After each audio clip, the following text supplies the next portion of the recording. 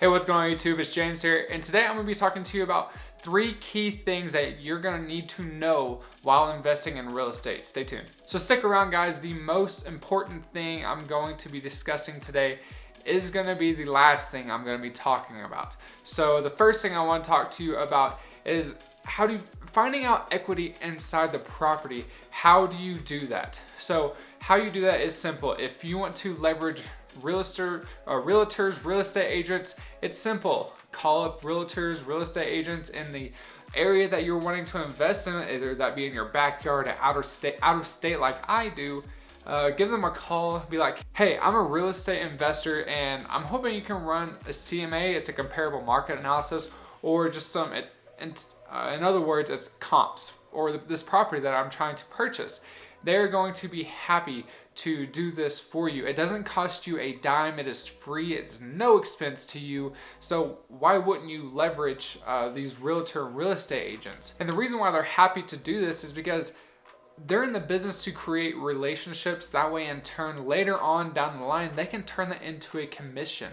That's why it's free. That's why they will do so many things for you for free, so they can earn your trust and they can earn basically your commission whenever you do decide to buy a property through them. But if you're not want to leverage realtors, real estate agents, you don't want to pick up the phone and call them. So one of the things that you can do is you can hop over to Zillow.com and you can type in the property that you want to run an analysis on, right? So what we're going to do is we're going to take a look at this property that I already have pulled up at 5106 Hudson Drive, Indianapolis, Indiana. This property just hit my email listing maybe 30 minutes ago. So we're just gonna take a look at it. We're gonna take a look at if it has any equity inside of it. So let's just take a look really quick. The first thing we're gonna want to do is we're going to want to memorize really the bed, the bath, and the square footage. So right now it's a 3-bed, 2-bath, 1,300 square foot property. So how we're gonna find a decent comparable is what we're gonna do is we're gonna get out of this, and if you type it in up here, it'll bring up everything. It'll bring up where that property is, and like I just did, you just have to click out of it and it'll still be in the same perimeters of where that property is. Hey guys, if you're taking some sort of value out of this video, can you please just drop a like and a subscribe down below? It really does help out the channel. It helps me reach a bigger audience. It helps me reach way more people so I can help them with their financial freedom through real estate investing. Thanks guys, let's continue the video. So what you do is you go up here, you click on sold. And then after that, you're gonna do the bed, the bath, and then the square footage of the property. Oh, I'm sorry. First, we're going to click on the houses because we don't want a comparable for manufactured and condos.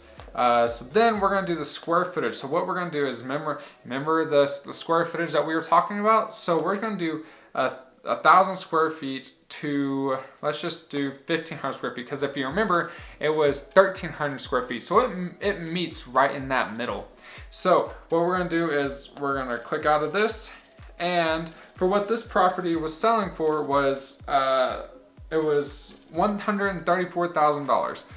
So what we like to do, we want to find out properties that are 6 months to 12 months. That's how long from today's date ago that the property has sold for to be a good comparable or a decent comparable. So as we can see right now, this property sold for $134,000, 3-bed, 2-bed, 1,200 square feet. That's good. This one is almost identical, 3-bed, 2-bath, 1,300 square feet, and it sold for basically the same price as the property. So what we'd like to do is we're going to take, all these properties look like they're pretty decent comparables. 3-bed, 2-bath, 1,200 square feet. It's off by 100 square feet, but it's a decent comparable. Now, if it's off by 300 square feet, like this one is right here, the 5050 Hudson Drive, that's not a great comparable because that is just too much square footage away from our property. So we're going to take these 4 properties right here, and then we're going to divide it by 4. We're going to take this property. No, actually we're not, because this was sold in 2018. That's a bad comparable. That was way too long ago. So what we're gonna do is we're gonna take this 2019, it meets that that 6 to 12 month comparable date range that I like to compare comps to. So what we're gonna do is we're gonna take 135,000 plus 134,000 plus 130,000. And how I got those numbers was right here, guys. It's right there. And then what we're gonna do is we're gonna divide that by 3 to get the average of those, and it comes out to $133,000. And now there's a bunch of other things you wanna take a look at. It's the day, how old the property is, how updated the property is, if it's a 2-car, 1-car, 3-car garage. So that's how we're gonna find out if you have any equity inside of it. You gotta do a little bit more digging than I just did. But that's gonna give you a great idea if you have equity in it, because right now, as it stands, it's $133,000 is what the average price for a property like this will go for in that area. So that means there's really not any equity in this property. What I suggest you do is either move on or just not play an equity game, and maybe it cash flows whenever you're doing your cash flow analysis. And also that is the link up right here if you want to figure out how to cash flow a property. But that's how you're gonna find out if you have any equity in it. Now let's say if those comparables were $170,000 and that was the average for those 3 houses that we were talking about. Now you're talking some great equity right there. You got a $130,000 house compared to the average sales price of other properties for $170,000. You got $40,000 worth of equity sitting right there, ready for the pickings. Now, the second thing that I'm gonna wanna talk to you about is, it's pretty massive. It's building a team. When I was talking about calling up that realtor, that's part of building your team. You're gonna want to know your real estate agent / realtor. You're gonna want to know the lender or mortgage broker you're gonna be dealing with.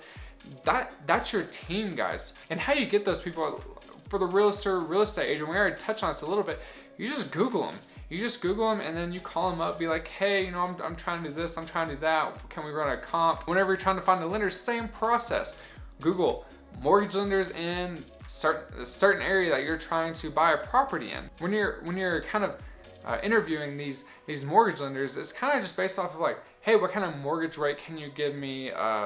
What kind of down payment do you require? Because I went through probably about 20 different mortgage lenders before I found one that would be able to give me 15% down on an investment property. That is almost unheard of, guys. But they're out there. All you have to do is just call them. And that is just part of building your team. If you're one to also have a property manager, you're gonna have to just Google them. Just Google, guys. Google them, be like property managers in a certain area, and be like, hey, just interview them. Be like, hey, what's your rate? What would you do in this scenario? What would you do in that scenario? That's all you gotta do, just talk to people. So the third and final and the very most important thing that I want to stress to you guys, this is the most important key out of this whole video, is cash flow. You need to know how to analyze for cash flow. In a very simplistic form, it is going to be your rent minus your expenses equals your cash flow. So I have a video, I've already kind of mentioned it on this video quite a few times, but it's gonna pop up again right here on how to analyze a cash flow deal. I do a live cash flow analysis on a property with you guys. I just go in step by step telling you exactly my process on figure out if it's gonna cash flow or not, and then if it's gonna be a rental or if it's gonna be a lease option. So these are very important things you need to know while you're investing in real estate. You have to know these things, or leverage other people by asking them questions and maybe paying them a few bucks for their expertise. That's gonna wrap it up in today's video. Please just drop a like and a subscribe down below. If you have any questions, please just leave them in the comments down below. I am more than happy to answer any questions that you guys have. So please just drop those in the comments down below. And again, please like and subscribe, and I'll catch you guys in the next video. Thanks.